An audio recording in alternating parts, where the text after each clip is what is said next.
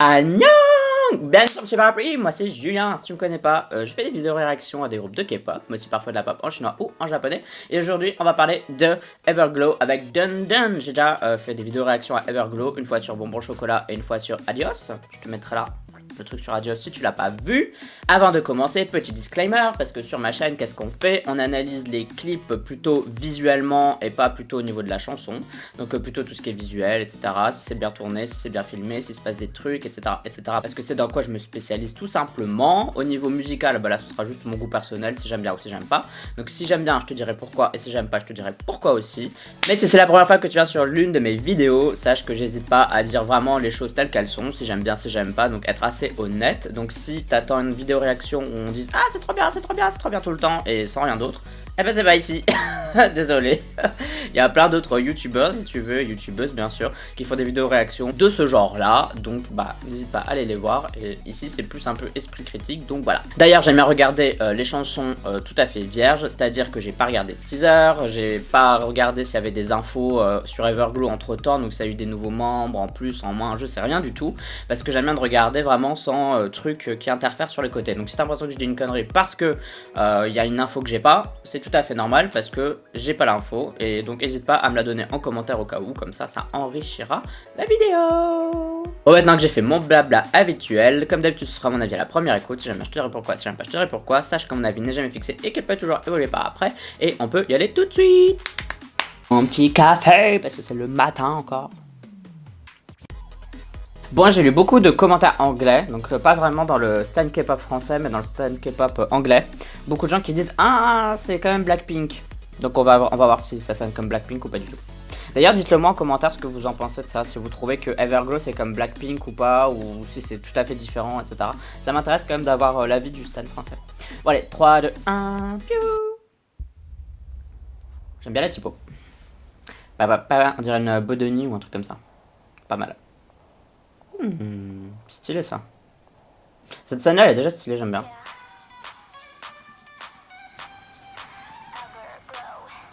Bon ça on dirait que c'est leur marque de fabrique de citer leur nom en début de...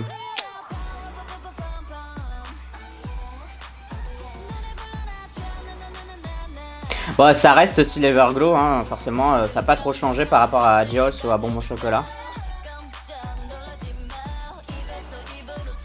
Alors moi c'est vrai, j'ai une question pour ceux qui aiment bien Everglow.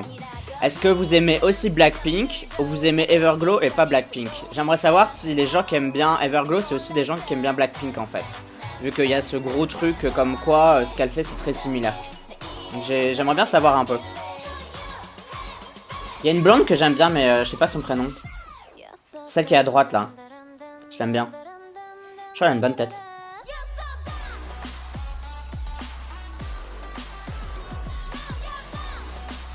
Bon, ça a l'air d'être un clip boîte pour le moment, ce qui est un peu dommage.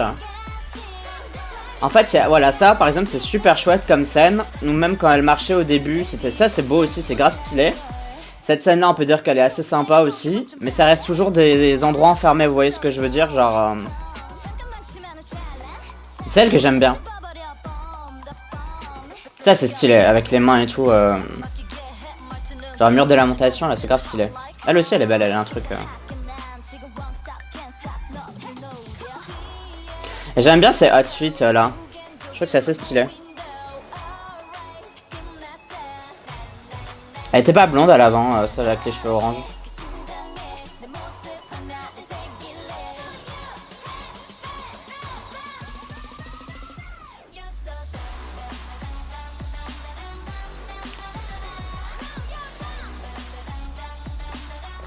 Ouais, c'est un single assez solide, hein. C'est style Everglow quoi.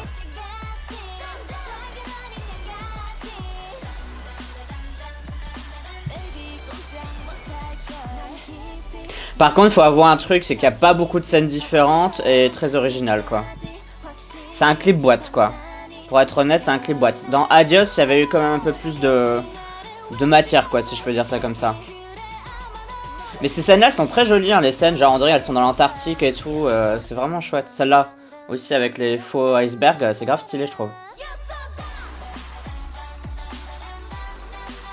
Mais en vrai, bon, c'est parce que ça coûte trop cher. Mais ça aurait été trop stylé si on avait vu les icebergs derrière s'effondrer. Ça aurait fait un petit peu message écologique comme ça et ça peut pas faire de mal.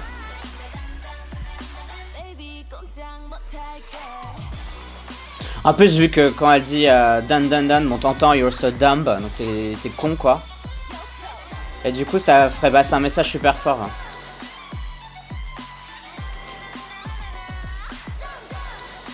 Bon, sur la chanson, j'ai rien à dire. Je trouve que la chanson elle est vraiment cool, elle est vraiment bien. Par contre, le clip il est pauvre. Hein. Je peux pas dire autrement, il est pauvre. Genre, il y a quelques scènes. Genre, il doit en avoir quoi, 6 en tout. Alors, il y en a 3 très très belles. Et les 3 autres, c'est juste du clip boîte. Et je trouve que c'est un peu dommage quoi. Genre, j'ai l'impression qu'ils se disent, bon, c'est bon, maintenant Everglow, elles sont connues et tout, ça marche pour elles. Donc, bah, c'est bon, on peut mettre un peu moins d'argent quoi. On a mis de l'argent pour Adios. Les gens, ils ont mordu à l'hameçon. Maintenant. Enfin, c'est comme ça que je le prends personnellement, je sais pas pour vous. Si pour vous, vous trouvez que c'est suffisant, que ça vous suffit. Après, c'est vrai que si on écoute que la chanson c'est un bop. Là, y a rien à dire dessus. Elle est vraiment cool. Vraiment, j'adore ce style. Et voilà. Avant de parler plus en profondeur de Everglow et surtout le petit débat avec Blackpink parce que j'ai un peu envie d'en parler, si t'as aimé cette vidéo réaction, n'hésite pas à me soutenir via Utip, c'est une manière pour toi de me soutenir de 2 façons monétaires. La première c'est en faisant le don de ton choix, ça peut être 1€, 50 centimes, je sais pas, tu donnes le montant que tu veux, ou tu peux aussi m'aider gratuitement, j'ai un cheveu dans la tête.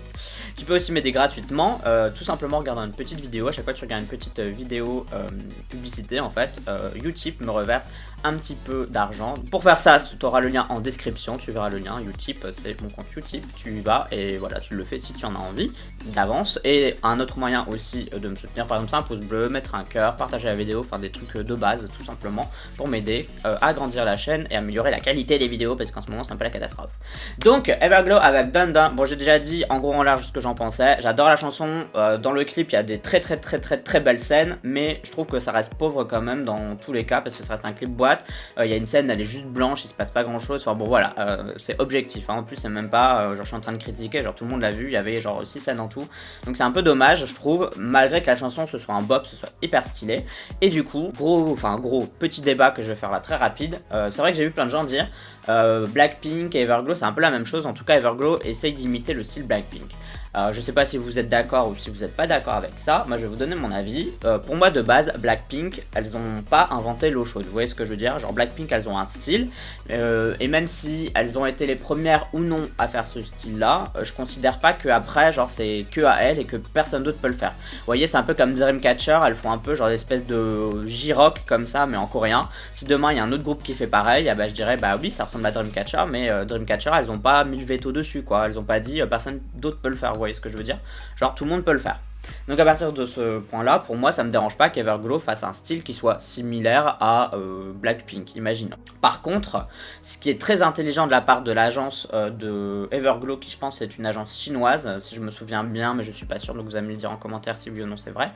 En fait, c'est que Blackpink, elles ont un peu un statut de diva dans le sens où leur délire, c'est de, enfin le délire de la YG, c'est de sortir des titres une fois par an, voire 2 fois par an grand max, comme ça crée une attente de ouf, et puis les blinks derrière ils sont enragés quoi, ils sont affamés, c'est des gens à qui t'as pas donné à manger pendant un an, et du coup ils vont sauter sur le comeback et ils vont le propulser mais hyper haut, ça va faire des millions de vues, des machins etc, parce que il y a la rareté quoi, vous voyez il y a le truc de la rareté quoi, quand t'as un comeback de Blackpink c'est un événement, c'est pas un comeback c'est un événement. YG a réussi à transformer les comebacks de Blackpink en événement, et du coup Everglow elles surfent sur un autre truc, elles se disent ah bah nous on va faire un style que les fans de Blackpink aiment et qui est un style qui marche très bien vu qu'on le voit, Blackpink elles sont au top du game quand Blackpink est pas là, tout simplement.